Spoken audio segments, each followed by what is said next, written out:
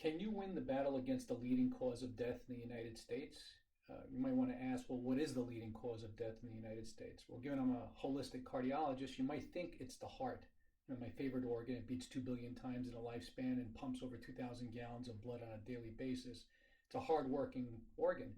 One of the main reasons I studied the heart is because I felt I can make an impact on what many feel is the number one cause of death in the world, heart attacks. Most people don't even know they have a cardiovascular problem until after an event occurs.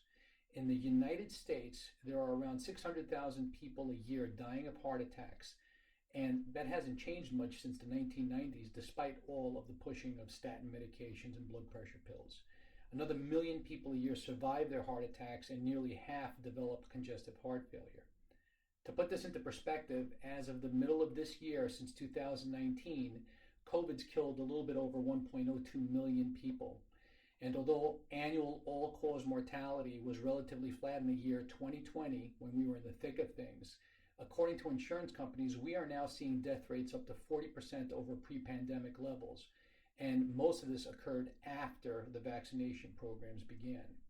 So COVID is not the number one cause of death, despite how urgent the media makes it seem. But maybe the treatments for COVID that are getting pushed in the media will change this fact. Well, time will tell about that. Despite that, neither of these are the number one cause of death. Curiously, cardiovascular disease is still a more common cause of death. So you might say, okay, doctor, so cardiac disease is number one. What do we do? Well, if you look at the numbers, there is something even more common as a cause of death. And a couple of decades ago, when my research had brought me to these facts that I'm about to show you, I got stunned. And I've been tracking this on an annual basis, and it's not a fluke. And this has remained the same year after year, and I knew something had to change when I saw this. So let's start off with some interesting facts. In-hospital adverse reactions to prescribed drugs occur at 2.2 million cases per year. This was pre-COVID, obviously, and I think that's a lot higher in the last 2 years. The number of unnecessary antibiotics prescribed annually for viral infections is 20 million per year. Unnecessary medical and surgical procedures performed annually, 7.5 million per year. And the number of people exposed to unnecessary hospitalization annually is 9 million per year. Pretty interesting, but here is the shocker. The total number of deaths caused by conventional medicine while appropriately prescribing medications and performing procedures is an astounding 783,000 per year. And appropriate doctor-prescribed drugs kill over 100,000 people each year. That's mind-blowing, even to this day. One can easily say that the American medical system is the leading cause of death and injury in the United States. How can that be? How can that be the case? Well, let's take a look at conventional medicine. Well, as conventional medicine goes, it's excellent in emergencies like traumas, heart attacks, strokes. But outside of that acute setting, conventional medicine is pretty weak. You get a 15-minute visit with a doctor, they examine you, they try to rush to make a diagnosis, and in that short time, that physician is trying to match a diagnosis to a prescription drug that they can give you, a pill for your ill. That's the method that's used. Health is measured by the absence of symptoms, and there's really no importance being placed on why you have a problem. Most importantly, conventional medicine is an abysmal failure at treating chronic diseases that affect over 125 million Americans.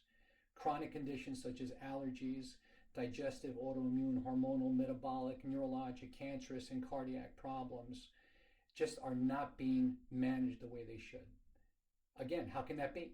Well, since the 1980s, drug companies have been allowed to sponsor medical school curricula. Sponsoring this education focused on new on-patent drugs, which are controlled and marketed by pharmaceutical companies.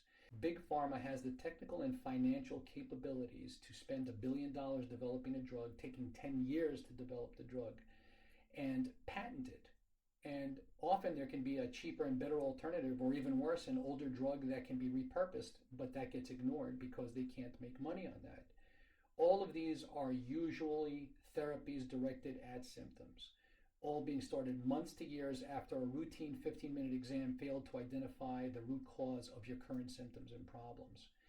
In the end, it is the CEOs of Big Pharma in lockstep with insurance companies that make the final decision as to what the market needs to see for a specific problem. It's corporate profits that drive healthcare choices in conventional medicine and not the best options for the patient, the consumer. The United States represents 4 or 5% of the world's population and consumes more drugs per capita compared to any other nation. It consumes 50% of all pharmaceuticals. Let that sink in. And 80% of all pain pills. Is this because we are wealthy? Are we smart? Or are we just being abused as healthcare consumers?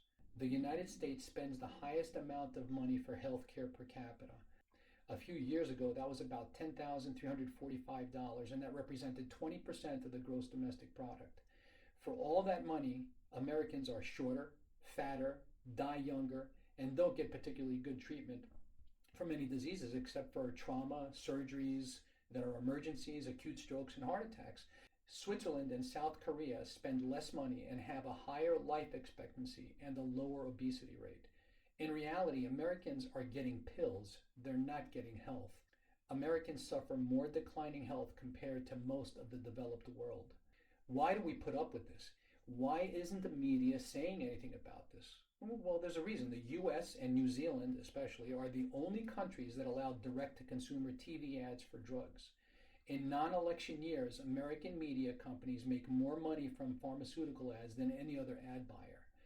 This is marketed as a way to educate the public directly, but what it actually is doing is undermining the doctor-patient relationship. Weak-minded doctors get embarrassed or feel pressure to prescribe a drug for which they have no experience simply because a commercial is being thrown at the patient when they come in. Media companies are pressured to not cover bad press about big pharma and their drugs, mainly because media and pharma executives sit on each other's boards. So what's the solution? The heroic potential of conventional medicine to save lives after trauma, heart attacks, and strokes makes keeping some connection to this world logical. So if you find yourself in a hospital setting, make sure you're advocating for yourself and your family members. Be proactive in your care. Ask questions. Trust but verify the information that's given to you. And especially walk away from any practicing physician who is unwilling to discuss risks. And trust me, there are many risks for anything that gets offered. When it comes to preventing disease and hospitalization, the truth is conventional medicine has it all wrong. Take some time to look into things like the 1970s food pyramid and the obesity epidemic that it ushered in. The terrible impact of avoidance of sun exposure and the use of toxic products to block the absorption of the sun. Cholesterol and statins, salt and blood pressure, insulin and diabetes. For decades, the conventional medicine guidelines have led to disastrous health consequences. It's becoming more apparent that to restore health, we should probably do the opposite of what the guidelines tell us. This is where building a parallel health system is important. If you really want to make an impact on your health, prevent disease, live a longer and healthier life, then you should go to the experts. This is where holistic, functional, and orthomolecular medicine comes in. These disciplines view you as a genetically and biochemically unique person. They personalize health plans, they treat the individual and not just the disease, and they're deeply science-based disciplines with a deep understanding of how the body works. They support the body's innate intelligence to maximize self-regulation, to promote normal healing mechanisms, and to heal things naturally without attacking the disease directly. It is root cause medicine that seeks out the cause or mechanism of disease and not just the symptoms of a disease. In these disciplines, we find that we don't need to treat the disease. We create health, and when you create health, disease goes away as a side effect. Optimizing your biological terrain is the secret to finally making an impact on the number one killer in the world, and it's not heart disease. It's a medical system that has failed to prevent disease and continues to push pharma-based therapies, years after failing to identify the root cause of disease. Bringing your body into balance is what prevents disease.